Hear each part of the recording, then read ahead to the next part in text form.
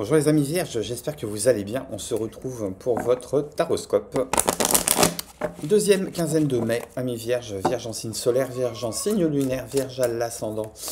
Et on va tirer une première carte de l'oracle G pour voir un petit peu le fond de cette quinzaine. On complète avec un tarot, un oracle. Et j'en ai deux qui sont tombés pour vous.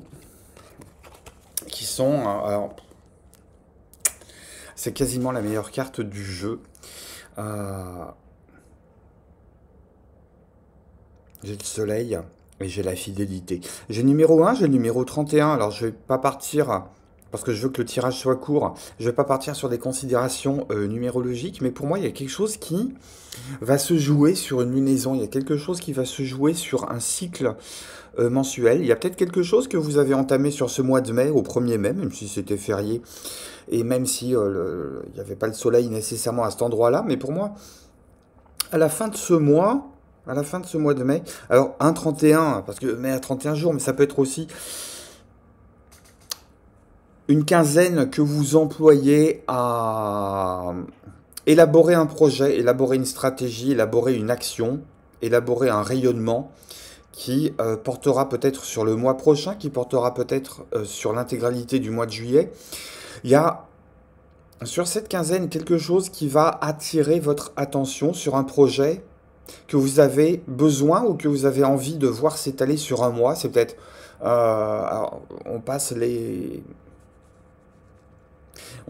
les titres racoleurs des magazines, plus qu'un mois pour être belle en maillot, mais je pense qu'à l'intérieur de vous, c'est un petit peu cette énergie-là, c'est un petit peu cette idée-là, c'est un petit peu ce défi-là. Pour moi, il y a un challenge qui se profile, que vous vous donnez, que vous vous fixez, que vous vous lancez, ou bien c'est les circonstances extérieures qui vont venir participer à ça et vous mettre en face peut-être de certaines réalités où vous avez besoin de révéler votre véritable potentiel et besoin de venir coller à votre propre estime. Mais pour moi, il y a un travail qui fait que non seulement vous allez rayonner, mais en plus vous allez réussir à vous attacher une forme de fidélité à vous-même, de fidélité à certaines valeurs, de fidélité à certains projets qui vous collent désormais désespérément à la peau. Ça veut dire aussi faire le ménage par rapport à ce qui ne vous colle plus à la peau. Et pour moi, cette deuxième quinzaine, elle vous permet de prendre votre respiration à plein poumon lorsqu'il s'agit de passer à l'action et de revenir dans une forme d'inspire-expire à quelque chose de beaucoup plus zen, de beaucoup plus intérieur, de beaucoup plus reposant. Mais pour moi, que ce soit côté coulisses ou côté scène, vous arrivez à donner le meilleur de vous-même sur cette deuxième quinzaine de mai. De quoi on me parle si je vais plus loin dans le tarot? J'aime bien votre énergie. Et ouais, et on retrouve ça, hein. Et on retrouve ça, hein, As de bâton, 9 de coupe. Il y a de l'énergie qu'on met au service de la réalisation d'un vœu qu'on peut garder secret, qu'on vous demande peut-être de garder secret. Allez pas vous saboter par effet d'annonce. Alors, effet d'annonce, si vous voyez pas ce que c'est, il n'y a qu'à écouter les têtes pensantes. Enfin, les têtes pensantes, non, les têtes... les gens qui ont le pouvoir et qui ne savent pas l'utiliser à bon escient. Voilà, vous écoutez l'Élysée, vous écoutez Matignon, vous écoutez Bercy. Voilà, effet d'annonce. Beaucoup de blabla, beaucoup de choses pour rien finalement. Hop. Ok, on ancre, on ancre, on ancre. On ancre, on stabilise. J'entends qu'il y a une idée de passer à l'action sur quelque chose... sur lequel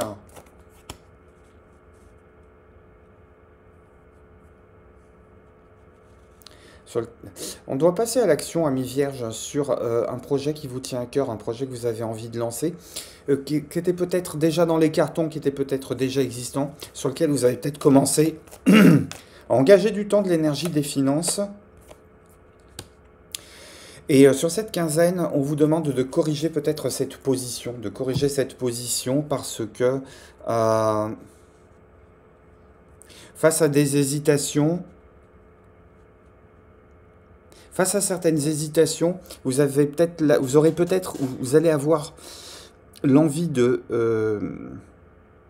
réagir par réflexe, de dire on a toujours fait ça dans le passé, et on vous dit, il ne faut pas que votre passé vous dicte vos choix. Il ne faut pas se laisser dicter votre pouvoir décisionnel ne doit pas être remis dans les mains de ce que vous avez pu faire dans le passé. Grosso modo, on vous dit de ne pas répéter plusieurs fois la même erreur, de ne pas dire on a toujours fait comme ça dans la famille, donc je vais faire comme ça, de ne pas dire on a toujours fait comme ça dans le passé, on va faire comme ça. Il y a une question peut-être de posture à revisiter, de voir à partir de quand, dans vos choix décisionnels, dans les orientations que vous donnez, dans les décisions que vous prenez, qu'est-ce qui est de l'ordre de votre véritable réflexion? Qu'est-ce qui est de l'ordre de ce qui vous a été dicté dans le passé? Forme d'éducation, traumatisme hérité, volonté de bien faire, syndrome du bon élève, obsession de la perfection. Comment tout ça, ça a pu venir vous parasiter dans le passé? Comment tout ça, ça a pu venir vous engrammer, vous automatiser dans votre processus de décision? On vous demande de prendre de la hauteur et de la réflexion par rapport à tout ça. On vous demande, même si ce n'est pas confortable sur cette quinzaine-là, d'aller interroger finalement votre carte. Quelles sont vos réelles motivations? Votre liberté d'action, est-ce que c'est une liberté d'action dans la matière? Mais est-ce que dans les choix que vous voulez, dans les choix sur lesquels vous voulez vous orienter, les choix que vous voulez prendre, est-ce que vous êtes fidèle à vous-même? Ou est-ce que vous reproduisez le passé devant l'hésitation? On vous demande sur cette quinzaine de prendre le temps de la réflexion pour analyser finalement qui est le pilote de l'avion. Est-ce que c'est vous qui êtes en manuel ou est-ce qu'il y a un pilotage automatique qui est hérité de votre éducation, qui est hérité de vos réflexes, qui est hérité de vos blessures? Ça peut être des réactions, voilà, on vote pour tel parti parce que dans la famille on a toujours voté pour tel parti. Je vais dans ce salon de thé parce que on a toujours eu l'habitude d'aller dans ce salon de thé. Quand je suis dans ce salon de thé, j'y vais toujours entre 6h, 16h50 et 16h55 parce que passé 17h, il y a trop de monde. Oui, mais il y a peut-être des gens qui seront intéressants à rencontrer. Et puis c'est toujours pour prendre toujours le même Earl Grey avec la même pâtisserie. Vous voyez ce que je veux dire? Il y a une espèce de répétition, de schéma que vous pensez être le vôtre et qui est peut-être pas nécessairement le vôtre. Et qu'il y a peut-être un salon de thé qui est plus intéressant à fréquenter à 18h pour aller commander autre chose qu'un Earl Grey. Est-ce que c'est d'ailleurs un salon de thé qui est bon à fréquenter? Donc il y a une question d'aller réinterroger ce qui fait vos valeurs, ce qui fait votre abondance, ce qui fait votre force de frappe, votre force décisionnelle en vous disant mais est-ce que c'est vraiment moi? Est-ce que ça me colle vraiment à la peau? Est-ce que c'est vraiment l'orientation que j'ai envie de donner? Est-ce qu'il n'y a pas quelque chose de plus profond, de plus fidèle, sur lequel je suis beaucoup plus actrice, beaucoup plus acteur et scénariste? Ça touche tout domaine de vie. Je n'ai pas de précision par rapport à ce sujet. Ça peut vous parler du boulot, ça peut vous parler de relations, ça peut vous parler d'habitudes de vie. Mais pour moi, c'est un questionnement qui est beaucoup plus fondamental, là, qui est en train d'intervenir sur cette quinzaine. On vous demande effectivement, en dansant sur un pied, d'aller trouver une forme d'équilibre.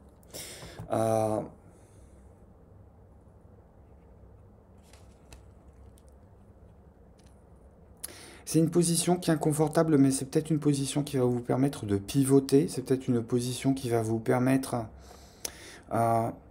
de prendre de la hauteur, de prendre de la légèreté. J'ai à nouveau la carte 9. 9 pour moi c'est l'ermite qui était en dos de deck tout à l'heure. Où es-tu? Te voilà. Pour moi c'était aussi l'ermite qui est en dos de deck tout à l'heure. 9 pour moi c'est aussi le mois de septembre, donc c'est le mois de naissance pour la majorité d'entre vous. Et 9 c'est... on est en train de terminer un cycle parce qu'après on va passer à la dizaine. La dizaine c'est l'unité, donc il y a une question de redémarrage.